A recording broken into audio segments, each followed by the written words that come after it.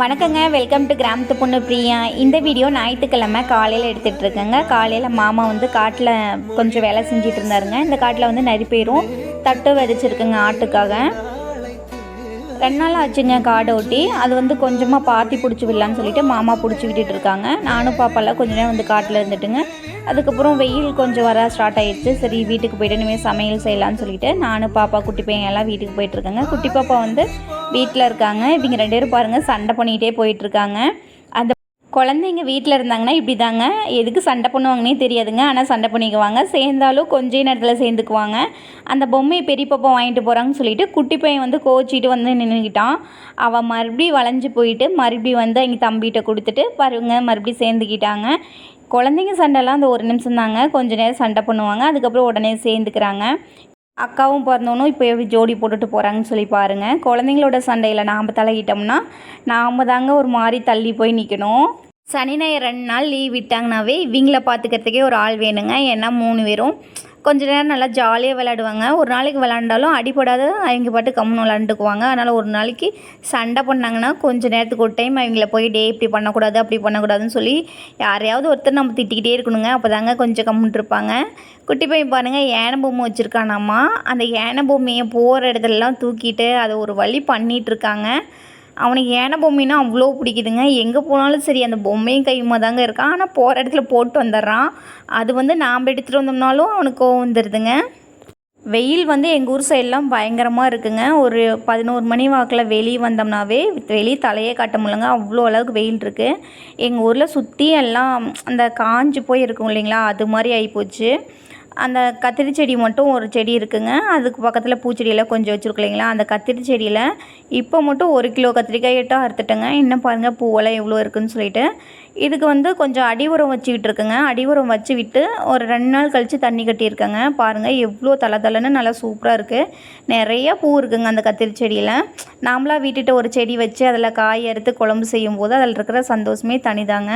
எனக்கு ரொம்ப பிடிக்குங்க இது மாதிரி செய்கிறதுக்கு. பக்கத்துலேயே ரோஸ் செடி வச்சுருக்கேங்க. ரோஸ் செடி வந்து ஆடு கடிச்சிக்கிட்டே இருக்குதுன்னு சொல்லிட்டு அதுக்கு வந்து ஆட்டு சாணி இல்லைன்னா மாட்டு சாணி இருக்கு இல்லைங்களா, அதை வந்து தெளித்து விட்டுட்டே ஒரு 2 நாளைக்கு ஒரு டைம் தெளித்து விட்டுட்டே இருந்தோம்னா அந்த வாசத்துக்கு வந்து ஆட்டுக்குட்டி வந்து கடிக்கிறது இல்லைங்க. இப்போ செடி வந்து நல்லா சூப்பராக தலைய ஆரம்பிச்சிருச்சு. ரோஸ் செடிக்கு வந்து நான் என்ன பண்ணுறேன்னாங்க, செடி வைக்கும் போதே அடியில் கொஞ்சமாக ஆட்டுச்சாணி உரம் இருக்கு இல்லைங்களா, அதை போட்டுட்டு அதுக்கப்புறம் செடி வச்சு விட்டாங்க. அதுக்கப்புறம் டெய்லியும் அரிசி கரையிற தண்ணி இருக்கு இல்லைங்களா, அதை கொண்டாந்து செடிக்கு ஊற்றிட்டு இருக்காங்க. செடி வந்து நல்லா சூப்பராக தளைஞ்சு வருதுங்க. நம்ம எப்பயும் போல் ராமர்பானம் பூச்செடியிலேருந்து நம்மளுக்கு டெய்லியும் ஒரு 1/2 மணி நேரம் பூக்கு பக்கமாக இருக்குங்க. செடி வந்து கீழே ஃபுல்லாக படர்ந்துருக்குங்க. அதை ஃபுல்லாக கட் பண்ணி விடணும். கட் பண்ணி விட்டோம்னா அதிலேருந்து இன்னும் கொஞ்சம் தளைஞ்சு பூ வந்து இன்னும் நிறையா வைக்குங்க. எப்பயுமே வருஷம் ஃபுல்லாக பூ இருக்குங்க. நம்மளால் பொறிச்சு தான் கட்ட முடியலங்க. ஒரு நாளைக்கு கொஞ்சம் டயர்டாக இருந்துச்சு, பாப்பாவெல்லாம் பார்த்துட்டு நிறைய வேலை இருந்துச்சுன்னா பூ வந்து பொறிக்காது விட்டுட்டோம்னா செடி ஃபுல்லாக வெடிச்சிருக்குங்க. காலையில் பார்த்தப்ப ரொம்ப மணமாக இருக்குங்க. ஒரு 7 மணிக்கு மேலெலாம் பூ பொறிக்காது விட்டுட்டோம்னா செடி சைட் போனோம்னா அவ்வளோ மணமாக இருக்குங்க. நர்சரியிலலாம் ரொம்ப காசு கொடுத்து நம்ம மருதாணி செடியெல்லாம் வாங்கி வைக்க வேண்டிய அவசியமே இல்லைங்க. நம்ம வீட்டுக்கு பக்கத்தில் எங்கேயாவது மருதாணி பொறிச்சிட்டு அந்த குச்சி இருக்கும் இல்லைங்களா, அதை நல்லா 2 3 வச்சு அப்படியே மடித்து மண்ணல்ல வச்சு இப்படி பதைச்சி விட்டுட்டோம்னா இது மாதிரி நல்லா சூப்பராக தரைஞ்சி வந்துடுங்க. இன்னொரு ரோஸ் செடி பாருங்கள், பழைய இலையெல்லாம் ஃபுல்லாக ஆட்டுக்குட்டி கடிச்சிருச்சுங்க. நம்மளுது சின்ன ஆட்டுக்குட்டி 2 குட்டி இருக்குங்க. நம்ம ரோஸ் செடி வந்து விடவே மாட்டேங்குது. இப்போ தாங்க சாணி தண்ணியெல்லாம் கரைச்சி விட்டுருக்கேன். அந்த மேலே இலை மேலே தெரியுது பாருங்கள். அதை தெளித்து விட்டதுலேருந்து 2 நாளாக செடி பக்கமே வரதில்லைங்க. இப்போ தான் நல்லா துளிர் விட்டு அதுவும் தலையை ஸ்டார்ட் பண்ணுதுங்க. இதை சுற்றியுமே அந்த பச்சை வலை இருக்கும் இல்லைங்களா, அதை கட்டி கொடுங்கன்னு சொல்லி எங்கள் வீட்டுக்காரர்கிட்ட கேட்டுகிட்டே இருக்கேங்க. அவர் கொஞ்சம் டைம் இல்லைன்னு சொல்லிகிட்டே இருக்காரு. காட்டு வேலையெல்லாம் முடிச்சதுக்கப்புறம் தாங்க இதெல்லாம் சரி பண்ணணும். ஆட்டுக்குட்டிக்கு பச்சைலாம் அதிகமாக இல்லாத இருக்கிறதுக்கும் அந்த தென்னஞ்செடி பாருங்கள் எப்படி கடிச்சு வச்சுருக்குன்னு சொல்லிட்டு அந்த கரடி பொம்மையை கொண்டாந்து குட்டி பையன் தண்ணிக்கிட்ட போட்டுட்டுங்க அவன் பாட்டுக்கு விளையாட ஸ்டார்ட் பண்ணிட்டான். நம்ம கோழி பாருங்கள் முட்டை வைக்கிறதுக்காக உள்ளே போய் அடைஞ்சிக்கிச்சுங்க. சேவலும் துணைக்காக உள்ளே வந்து நின்றுக்கிட்டாருங்க. வரிசையாக நம்ம வீட்டில் 3 கோழி முட்டை வைக்குதுங்க. அதனால வீடே 2000 மாதிரி இருக்குது. அவங்க போடுற சவுண்டு அளவே இல்லைங்க. ஒரு கோழி வந்து அடைப்படுத்திக்கிச்சுங்க. இன்னும் 2 கோழி வந்து முட்டை வச்சிட்ருக்கு. அதுக்குள்ளே குட்டி பையன் எங்கள் அப்பா காளான் வாங்கிட்டு வந்துச்சு தான் பார்த்துட்டாங்க. அதை பார்க்கவும் அவனுக்கு பயங்கர ஹாப்பிங்க. அதை எடுத்து வச்சுட்டு எப்படா செஞ்சு கொடுப்பாங்கிற மாதிரி பார்த்துட்டே இருந்தான். இன்றைக்கி காளான் மசாலா தாங்க செய்ய போகிறேன். இந்த வீடியோவில் கண்டிப்பாக கவர் பண்ணுறேங்க எப்படி செய்கிறதுன்னு சொல்லிட்டு. குட்டி பையன் பாருங்கள், அந்த காளான் பார்த்ததும் அவ்வளோ சந்தோஷங்க. எப்படா செஞ்சு கொடுப்பாங்கிற மாதிரி அந்த பாக்கெட்டை வச்சுங்க உடச்சி அது ஒரு வழி பண்ணிகிட்டு இருந்தான். நான் அதுக்குள்ளே சாப்பாடு வந்து வெளியடுப்பில் வச்சு விட்டலான்னு சொல்லிட்டு வெளியடுப்பில் வந்து சாப்பாடு வச்சு விட்டுருக்கேங்க. சண்டேங்க, இன்னைக்கு வந்து நான்வெஜ்லாம் எதுவும் செய்யலை. ஏன்னா என் கோயில் வந்து பூ போட்டிருக்காங்க, குலதெய்வம் கோயில் வந்து பூ போட்டிருக்காங்க. அடுத்த வாரம் வந்து பண்டிகைங்க. அடுத்த வாரத்தில் வந்து கிடா வெட்டலாம் இருக்குது. அதனால இந்த வாரம் வந்து நான்வெஜ்லாம் எதுவும் செய்யலை. குழந்தைங்களாம் கொஞ்சம் போக்குன்னு போயிடறாங்கன்னு சொல்லிட்டு வீட்டுக்காரர் வந்து காலையில் நேரமாக போய் காளான் வாங்கிட்டு வந்துருந்தாருங்க. காளான் கிரேவி தான் பண்ணலான்னு சொல்லிட்டு எல்லாம் ரெடி பண்ணிட்டு இருக்கேங்க. வாங்க எப்படி செய்யறதுன்னு சொல்லிட்டு பார்க்கலாம். அரிசி கரைய தண்ணி வந்துங்க ரோஸ் செடி ஊற்றிட்டு வரும்போது நல்லா பூவிக்குங்க. அதுதான் அரிசி களைஞ்சிட்டு இருக்கேன். சாப்பாடு வைக்கிறதுக்கு முன்னாடி ஒரு 10 நிமிஷம் மட்டும் தண்ணி வந்து ஊற போடலைங்களா, அப்போ வந்து அந்த தண்ணியை வந்து எடுத்து ரோஸ் செடி ஊற்றிட்டு வந்தோம்னா நல்லா பூ வைக்குங்க. அதுக்கு தான் தண்ணியெல்லாம் எடுத்து வச்சுட்டு இருக்கேன். எடுத்து வச்சுட்டு சாப்பாடு வச்சு விட்டுட்டு களை மசாலா செய்யும் போது உங்ககிட்ட காட்டுறேங்க. யாசமி ஒன்னுடைய ஜூஸ் வேணுமா? எங்க குட்டி பையனுக்கு வேற ஜூஸ் வேணுமாங்க. முந்தா நாள் வந்து லெமன் ஜூஸ் சாயங்காலம் செஞ்சு கொடுத்தேன். அதனால போய் ஜூஸ் அப்படிங்குதுங்க. அரிசி வந்து காட்டுக்கு போகும்போது ஊற வச்சு வச்சுருந்தேங்க. ஒரு 10 நிமிஷம் நல்லா ஊறிடுச்சு. இப்போ வந்து அந்த தண்ணியெல்லாம் இருக்கும் இல்லைங்களா, அதெல்லாம் களைஞ்சி தனியாக எடுத்து வச்சுருக்குங்க. இந்த தண்ணியை கொண்டு போய் ரோஸ் செடிக்கு ஊற்ற போகிறேங்க. இந்த தண்ணியை மட்டும் ரோஸ் செடிக்கு ஊற்றிட்டு வரும்போது நல்லா பூ வைக்குங்க. பாருங்கள், 2 கோழி முட்டை வைக்கிறதுக்கு போட்டி போட்டுட்டு முட்டை வச்சிட்ருக்கு. ஒரு கோழி வந்து ஆல்ரெடி முட்டை வச்சிருச்சுங்க. இன்னொரு கோழி வந்து முட்டையிடறதுக்காக படுத்துருக்கு. இந்த சேர் மேலே தாங்க ஃபஸ்ட் அந்த பொறி கோழி, கருப்பு கோழி ஒன்று இருக்குங்க. அந்த கோழி வந்து முட்டை வச்சிருந்துச்சு. அதே இடத்துல இன்னும் 2 கோழியும் வந்து முட்டையிட்டு இருக்குங்க. இந்த வேலையில் செஞ்சுட்டு இருக்கும்போதே பாப்பா கொஞ்சம் சொல்லித்தரலான்னு சொல்லிட்டு ஹோம்ஒர்க் கொஞ்சமாக எழுதி கொடுத்துருந்தேன். பாப்பா வந்து ஹோம்ஒர்க் பண்ணிகிட்ருக்காங்க. அடுத்த வருஷம் பாப்பா வந்து 1வது ஜாயின் பண்ணுறாங்க. அதனால இந்த வருஷம் கொஞ்சம் நேரம் ப்ராக்டிஸ் பண்ணி கொடுத்தோம்னா தான் படிக்கிற கொஞ்சம் இன்ட்ரெஸ்ட் வரும்னு சொல்லிங்க அப்பப்போ குழந்தைங்களை உட்கார வச்சு எழுதி கொடுத்துட்ருக்காங்க. கொஞ்சம் நேரம் எழுதுறாங்க, அதுக்கப்புறம் விளையாட போயிடுறாங்க. சரி குழந்தைங்க தானே அப்படின்னு சொல்லிட்டு கொஞ்சம் நேரம்னாலும் உட்கார வச்சு எங்களுக்கு சொல்லி கொடுத்துட்ருக்காங்க. குழந்தைங்களுக்கு இப்போலேருந்தே அந்த படிக்கிற இன்ட்ரெஸ்ட் கொண்டாந்தோம்னா தான் அடுத்த வருஷம் படிக்கிறதுக்கு இன்ட்ரெஸ்ட் வருங்க. புதுசாக அடுத்த வருஷம் உட்காந்து படிங்கடா அப்படின்னு சொன்னால் கண்டிப்பாக விளையாதுங்க குழந்தைங்களுக்கு. அதனால் எப்போ நம்மளுக்கெல்லாம் டைம் கிடைக்குதோ அப்போல்லாம் குழந்தைங்கள உட்கார வச்சு சின்ன சின்ன வார்த்தையெல்லாம் சொல்லி கொடுத்துட்ருக்கேங்க. குழந்தைங்க வந்து ஆக்காக்கி எழுதுறாங்க, ஏபிசிடி ஃபுல்லாக எழுதுறாங்க. காங்காச்சா வந்து இப்போ காக்கா கீக்கி குக்கு இருக்கு இல்லைங்களா, அதை வந்து எழுதி தந்துட்டுருக்கேன். குழந்தைங்களுக்கு காலையில் டைம் சொல்லி கொடுக்குறது வந்து மனசில் நல்லா பதியுங்க. குழந்தைங்க மைண்ட் வந்து கொஞ்சம் ஃப்ரீயாக இருக்கும் இல்லைங்களா, அதனால் காலையில் கொஞ்சம் நேரம் குழந்தைங்க கூட எழுத வச்சுட்டுங்க. கொஞ்சம் நேரம் குழந்தைங்களும் எழுதிட்டு இருந்தாங்க. சரி இதுக்கு மேலே விட்டோம்னா ரொம்ப டைம் ஆயிரும், நம்ம போய் சமைக்கலாம்னு சொல்லிவிட்டு நான் போய் வெளியடுப்பில் சாப்பாடெலாம் வச்சு விட்டுட்டு காளான் கிரேவி செய்கிறதுக்கு தேவையான பொருள் எல்லாம் கட் பண்ணி எல்லாம் அரிஞ்சு வச்சுட்டுங்க. காளான் க்ளீன் பண்ணலான்னு சொல்லிட்டு போய் உட்காந்தங்க. பாப்பா ஒரு 1/4 மணி நேரம் தாங்க எழுதியிருப்பாங்க. அதுக்கப்புறம் அவங்களால உட்காந்துருக்கவே முடியலங்க. அம்மா என்னமோ பண்ணுறாங்க, நான் போய் பார்க்கலான்னு சொல்லிவிட்டு 2 பேரும் வந்துட்டாங்க. பாருங்கள், நான் ஹெல்ப் பண்ணுறம்மான்னு சொல்லிவிட்டு பெரியம்மா ஒரு பக்கம் சின்னம்மா ஒரு பக்கம் உட்காந்துட்டு ஹெல்ப் பண்ணிகிட்டு இருந்தாங்க. காளான் வந்து உடம்புக்கு ரொம்ப ரொம்ப நல்லதுங்க. அதுவும் குழந்தைங்களுக்கு மூளை வளர்ச்சிக்கு வந்து ரொம்ப ரொம்ப நல்லதுன்னு சொல்கிறாங்க. அதனால் காளான் வந்து குழந்தைங்களுக்கு அடிக்கடிக்க கொடுங்க. காளான் வந்து எப்படி ஈஸியாக க்ளீன் பண்ணுறதுனாங்க, நம்ம வீட்டில் அரிசி மாவு, கோதுமை மாவு, ஏதாவது ஒரு மாவு கண்டிப்பாக வச்சுருப்போம் இல்லைங்களா, அதை வந்து கொஞ்சமாக மாவு எடுத்துக்கலாங்க. இன்றைக்கி வந்து நான் கோதுமை மாவில் தாங்க க்ளீன் பண்ணுறேன். இது மாதிரி கோதுமை மாவு கொஞ்சமாக எடுத்துங்க, அந்த காளான் மேலே போட்டு நல்லா தேய்ச்சி விட்டோம்னா அந்த கருப்பாக அழுக்காட்டம் இருக்கும் இல்லைங்களா, அதெல்லாம் ஃபுல்லாக ரிமூவ் ஆயிருங்க. இப்படி நல்லா தேய்ச்சி விடும்போது இந்த மேலே கருப்பாக இருக்கிறதெல்லாம் ரிமூவ் ஆயிருங்க. இது மாதிரி எல்லா காளானையும் தேய்ச்சி விட்டு அதுக்கப்புறம் தண்ணி கொஞ்சமாக பிடிச்சிங்க, தண்ணியில் போட்டு நல்லா அலசிட்டு அதுக்கப்புறம் எடுத்து சின்ன சின்ன பீஸாக கட் பண்ணி செய்யலாங்க.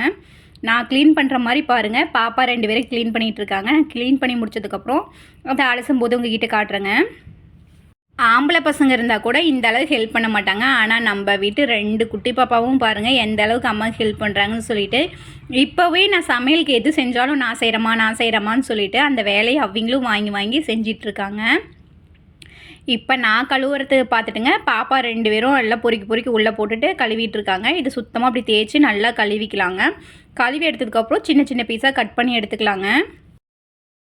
பாக்கெட் காலில் வந்து 2 பாக்கெட் இருக்கும் இல்லைங்களா, அந்த 2 பாக்கெட் காளானையும் நல்லா க்ளீனாக கழுவி எடுத்தாச்சுங்க. இந்த அளவு கழுவுனதுக்கப்புறம் சின்ன சின்ன பீஸாக கட் பண்ணி சேர்த்துக்கலாங்க.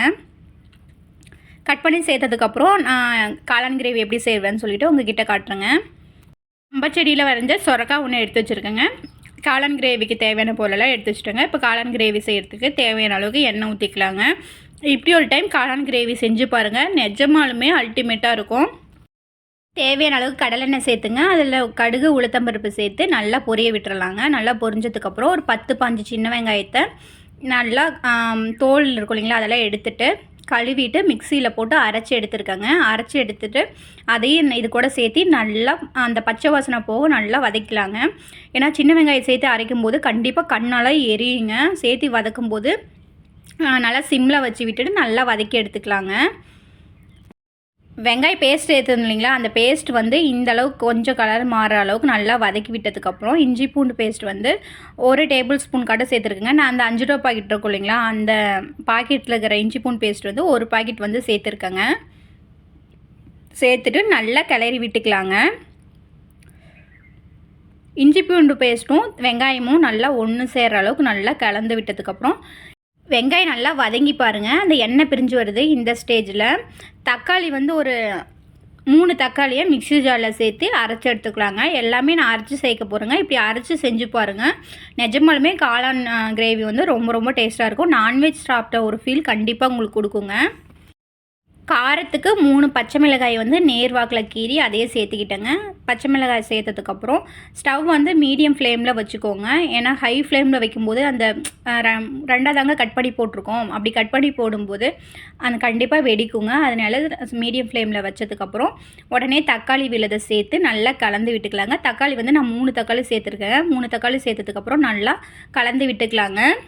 தக்காளியோட பச்சை வாசனை போகிற அளவுக்கு நல்லா கலந்து விட்டுக்கலாங்க. நம்ம அரைச்சி சேர்க்கும் போது சீக்கிரம் வந்து வதங்கிருங்க, ரொம்ப நேரம் ஆகாது.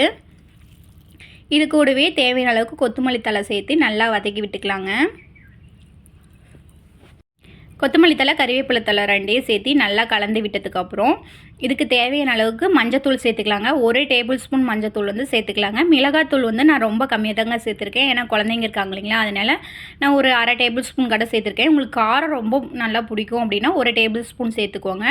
நம்ம வீட்டில் அரைச்ச குழம்பு மிளகாத்தூள் வந்து ஒரு 2 டேபிள் ஸ்பூன் கடை சேர்த்துக்கிட்டேன். உங்கள் வீட்டில் அரைச்ச குழம்பு மிளகாத்தூள் தான் சேர்த்துக்கோங்க. அப்படி இல்லை அப்படின்னா 1 டேபிள் ஸ்பூன் வந்து மிளகாத்தூள், ஒரு 3 டேபிள் ஸ்பூன் வந்து கொத்தமல்லி தூள், 1 டேபிள் ஸ்பூன் வந்து கரம் மசாலா தூள் சேர்த்துக்கோங்க.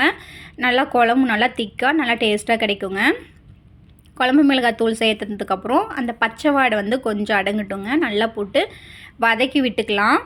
லைட்டாக எண்ணெய் பிரிஞ்சு வரும் இல்லைங்களா, அது வரைக்கும் நல்லா மசாலாவை நல்லா வதக்கிறதுக்கு அப்புறங்க வெங்காயம் தக்காளி எல்லாம் மிக்சியில் அரைச்சோம் இல்லைங்களா, அந்த தண்ணி இருக்கும் இல்லைங்களா, அதை வந்து சேர்த்துட்டு நல்லா கலந்து விட்டதுக்கப்புறம் காளானை வந்து நான் குட்டி குட்டி பீஸாக கட் பண்ணி எடுத்துக்கிட்டேங்க. இது மாதிரி கட் பண்ணோம்னா வாயில் கடிப்படுறதுக்கும் கரெக்டாக இருங்க. ரொம்ப பெரிய பீஸாக இருந்துச்சுன்னா சாப்பாட்டில் பிசைஞ்சு சாப்பிடும்போது அந்தளவுக்கு டேஸ்ட் வந்து நல்லா இருக்காதுங்க. அதனால காளானை வந்து இப்படி 4 கட் பண்ணி சேர்த்துக்கிட்டேங்க. சேர்த்ததுக்கப்புறம் மசாலாவில் நல்லா பெரட்டி விட்டுக்கலாங்க. சிம் ஃப்ளேமில் வச்சுட்டு சமைங்க. ஏன்னா ஹை ஃப்ளேமில் வச்சுட்டு செய்யும்போது அந்தளவுக்கு தீ பிடிக்கிற மாதிரி ஆயிருங்க. அதனால் மீடியம் ஃப்ளேமில் வச்சுட்டு சமைக்கலாங்க. காளான்லேயே அதிகமாக தண்ணி விடுங்க, அதனால் தண்ணி சேர்க்காதீங்க. சும்மா மசாலாவை மட்டும் பெரட்டி விட்டுட்டு ஒரு 2 டைம் அப்படி கலந்து விட்டுட்டே இருக்கலாங்க. இந்த டைமில் தேவையான அளவுக்கு உப்பு சேர்த்துக்கலாங்க. உப்பு சேர்த்துட்டு ஒரு 5 நிமிஷம் அப்படியே மீடியம் ஃப்ளேம்லேயே வேகட்டுங்க. அது வந்து வேகிறதுக்குள்ளே ஒரு 10 முந்திரி, ஒரு 4-5 பல் தேங்காவை மிக்ஸி ஜாரில் சேர்த்து நல்லா அரைச்சிக்கலாங்க. முந்திரி சேர்க்கும் போது டேஸ்ட் வந்து நிஜமாலுமே அவ்வளோ சூப்பராக இருக்குங்க. நம்ம பொட்டுக்கடலை சேர்க்கறதுக்கு பதிலாக முந்திரி சேர்த்து ஒரு நாளைக்கு செஞ்சு பாருங்கள். இது மாதிரி நல்லா ஃபைன் பேஸ்ட்டாக அரைச்சி எடுத்துக்கலாங்க. உங்களுக்கு வந்து வடிகட்டி தான் பிடிக்கும், லைட்டாக துப்பியாக இருந்தாலும் பிடிக்காது அப்படின்னா வடிகட்டிட்டு சமைச்சிக்கோங்க. இப்போ பாருங்கள், கிரேவி சூப்பராக ரெடி ஆயிடுச்சு. இது கூடவே லாஸ்ட்டாக அரைச்சி வச்சுருந்த விழுதியும் சேர்த்து நல்லா கலந்து விட்டுக்கலாங்க.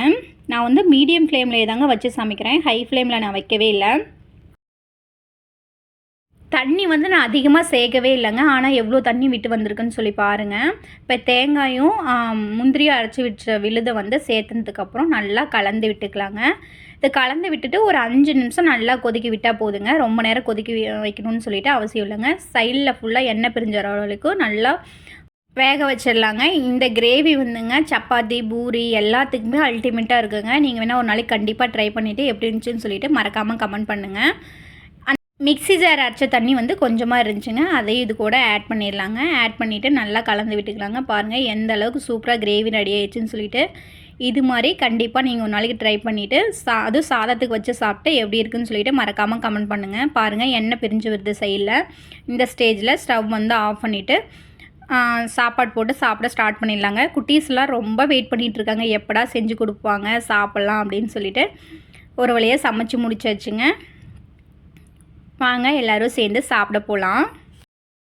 எல்லோரும் சேர்ந்து பெரிய இலையாக போட்டு சாப்பிட்லான்னு சொல்லிங்க. நான் பெரிய இலையை அறுத்துட்டு வந்து வச்சுருந்தேங்க. ஆனால் பெரிய பாப்பா வந்து எனக்கு தனியாக தாம்மா வேணும் அப்படின்னு சொல்லி கேட்டால், அதனால அவளுக்கு மட்டும் தனியாக ஒரு தட்டத்தில் போட்டு கொடுத்துட்டு நான் குட்டி பாப்பா, குட்டி தம்பி, மாமா எல்லோரும் சேர்ந்து சாப்பிட வந்து ஸ்டார்ட் பண்ணியாச்சுங்க. இன்றைக்கி வந்து காளான் கிரேவியும் சாதம், அதுக்கப்புறம் தயிருங்க, ரசம், இதெல்லாம் தாங்க எங்கள் வீட்டில் சாப்பாடு. இன்றைக்கி சண்டேனால இது தாங்க எங்கள் வீட்டில் செஞ்சோம். ஏன்னா சாமி வந்து பூ போட்டிருக்காங்க இல்லைங்களா, நான்வெஜ்லாம் செய்யக்கூடாதுன்னு சொல்லிட்டு நான்வெஜ் ஸ்டைலில் நல்லா சூப்பரான காளான் கிரேவி வந்து செஞ்சு எல்லோரும் வயிறு நம்ம சாப்பிட்டாச்சுங்க. சாப்பிட்டு முடிச்சதுக்கப்புறம் கொஞ்சம் நேரம் பாப்பா கோல்ல விளாண்டுட்டு இருந்தேங்க.